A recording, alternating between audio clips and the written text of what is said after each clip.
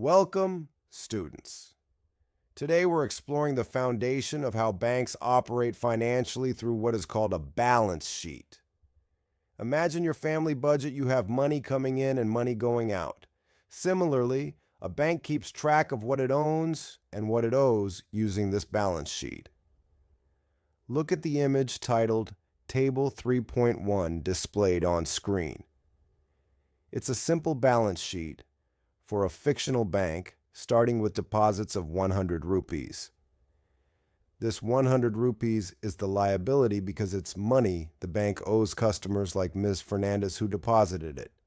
On the asset side, the bank holds 100 rupees as reserves cash that is not lent out. Notice in this example, net worth or owner's equity is zero, meaning the bank has no extra capital beyond deposits. The balance sheet equation assets equals liabilities plus net worth holds true here as 100 rupees equals 100 rupees plus 0 rupees. Why is this important? Because it ensures the bank's financial statements are balanced and transparent. Let's pause for 20 seconds and think.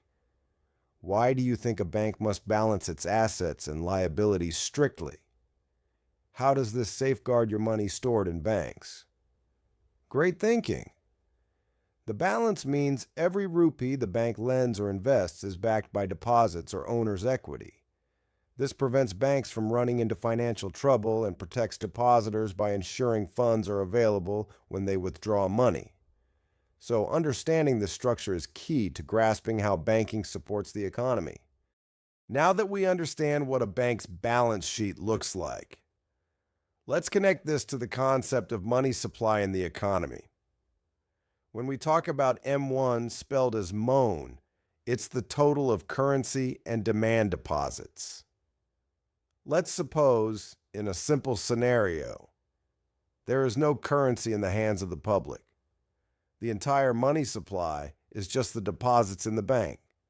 So if deposits are 100 rupees, M1 equals 0 plus 100, totaling 100 rupees. This is important because deposits represent money the bank owes to customers and can be withdrawn at any time for transactions. As you can imagine, in modern economies, deposits form a large chunk of the money circulating around. Pause here for 15 seconds. Can you think about why bank deposits make up such a large part of M1 compared to cash currency? That's right. Carrying large amounts of cash is risky and inconvenient, so people prefer to keep money in banks and use checks, cards, or digital payments for transactions. This system makes the economy more efficient and safe for money movement. Let's discuss a crucial limit that controls how much credit banks can create. Imagine a scenario where a person, Mr. Matthew, asks for a loan of 500 rupees from our bank. Can the bank give out this loan right away? Not quite. The Central Bank of India, the Reserve Bank of India or RBI, regulates banking activities to ensure financial stability. One of their key regulations is the cash reserve ratio. This means the bank must keep a fixed percentage of total deposits as reserves and cannot lend these out. For instance, if the CRR is 20%, the bank with 100 rupees deposits must keep 20 rupees as reserves and can only lend out 80 rupees. This ensures the bank can meet withdrawal demands and prevents overlending that might risk the banking system. Additionally, banks must maintain the statutory liquidity ratio, or SLR, requiring a certain percentage in liquid assets for short-term liquidity needs. Think about this for 20 seconds. What could happen if banks didn't follow the CRR and lend out all deposited money? You got it. Without reserves, banks wouldn't have cash to meet withdrawal demands, risking bank runs and financial instability. Hence, these legal ratios protect both banks and depositors and maintain trust in the financial system. Let's now unravel how banks actually create credit in a stepwise process.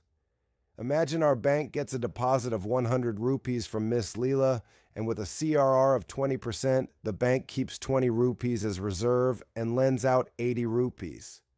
Mr. Jaspal Kaur, who borrows 80 rupees, deposits this entire amount back into the bank. Now, the bank has total deposits of 180 rupees and must keep 20% of this, which is 36 rupees, as reserves, freeing 144 rupees, 144 for lending. But the bank already holds 100 rupees as cash reserves. Therefore, it only needs to keep rupees 36, meaning it can lend out rupees 6 for more. This process continues round after round. Deposits increase, reserves adjust, and loans get extended further, multiplying the initial deposit into a much larger money supply. Pause for 25 seconds to consider. Why does this continuous cycle of lending and depositing expand money supply beyond initial deposits? Excellent. Each loan made creates money that re-enters the banking system as a deposit, which banks can lend again. Therefore, through this multiplier process, banks increase total deposits, effectively increasing money supply. Take a close look at Table 3.2 titled Money Multiplier Process on your screen. This table vividly demonstrates how deposits, required reserves, and lending happen round after round. In round 1, the bank receives 100 rupees deposit, keeps 20 rupees as reserves, and lends 80 rupees. In round 2, total deposits jump to 180 rupees because the 80 rupee loan is redeposited, and so on. Notice how required reserves are always 20% of the deposit amount, complying with the cash reserve ratio. Over several rounds, total deposits rise to 500 rupees, with 100 rupees held as required reserves and 400 rupees loaned out. Using the formula, money multiplier equals 1 divided by the reserve ratio, and with the reserve ratio at 20% or 0.2, the multiplier is 5. This means 1 rupee deposited results in 5 rupees in the money supply. Pause for 30 seconds and analyze. How does changing the reserve ratio affect the money multiplier and total money supply? I hope you predicted that a higher reserve ratio lowers the multiplier, meaning less money is created. Conversely, a lower reserve ratio increases the multiplier and expands the money supply. This balance is vital for designing monetary policy to control inflation and growth in the economy. Observe Table 3.3 displayed now, which shows the bank's balance sheet after the credit creation process completes. The bank now has 100 rupees held as reserves and 400 rupees loaned to customers like Mr. Jaspal and Mr. Junaid. On the liability side, the bank owes 500 rupees to depositors, representing the total deposits accumulated over multiple lending rounds. Net worth remains 0 in this example.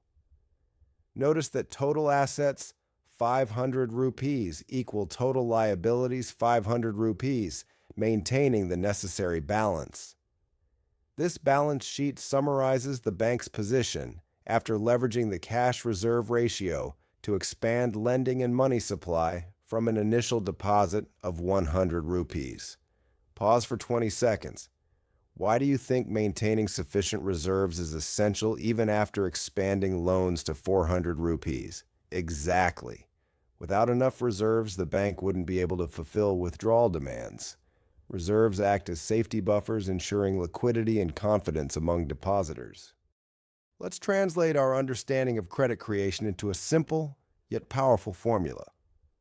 The money multiplier, denoted as M, tells us how many times initial deposits can create money in the economy. Money multiplier equals 1 divided by the reserve ratio, which is the fraction of deposits banks must hold as reserves. For example, if the reserve ratio is 20% or 0.2, the multiplier equals 1 divided by 0.2, which is 5. This means every rupee held as reserve can support 5 rupees in total deposits. In our earlier example, cash reserves of 100 rupees lead to total deposits of 500 rupees. Pause for 20 seconds. If the Reserve Bank of India increases the reserve ratio to 30%, what would happen to the money multiplier and overall money supply?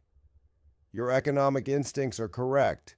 Increasing the reserve ratio decreases the multiplier so the bank can create less credit from the same amount of reserves. This tool is powerful for the RBI to control inflation and credit expansion by adjusting reserve requirements. Therefore, this formula is central to monetary policy design. Let's ground our study of money multiplier and credit creation in real-world economics. The Reserve Bank of India actively uses the cash reserve ratio as a potent monetary policy tool. By tweaking this ratio, it can either encourage banks to lend more and stimulate economic growth or tighten credit to cool off inflation. For instance, during inflationary periods, increasing the reserve ratio reduces money supply by lowering the money multiplier. This balancing act is critical. Too much credit expansion can cause prices to rise rapidly, hurting families' purchasing power, while too restrictive lending can slow economic development and job creation. Pause for 20 seconds. Think about current news. If you heard that RBI is increasing the CRR, what might be their goal for the economy? Excellent prediction. Increasing the CRR generally means tightening monetary policy to control inflation and prevent the economy from overheating. This direct connection between money multipliers and policymaking shows how banks and the economy are intricately linked. Before we conclude, let's quickly recap some important terms we've covered. Assets include the reserves and loans that banks hold. These are resources the bank controls. Liabilities are what the bank owes, mainly deposits customers have made. These liabilities must be matched by assets on the balance sheet. The cash reserve ratio, or is a vital regulatory parameter set by the Reserve Bank of India. It defines the percentage of total deposits banks must keep as cash reserves. Finally, the money multiplier is the magic ratio that tells us how much total deposits can expand from a given level of reserves mathematically, 1 divided by the reserve ratio. Understanding these key words unlocks the intricate workings of credit creation and money supply in India's banking system. Think about how all these concepts come together. It is an elegant system balancing risks, liquidity, and growth to sustain the economy and safeguard your money.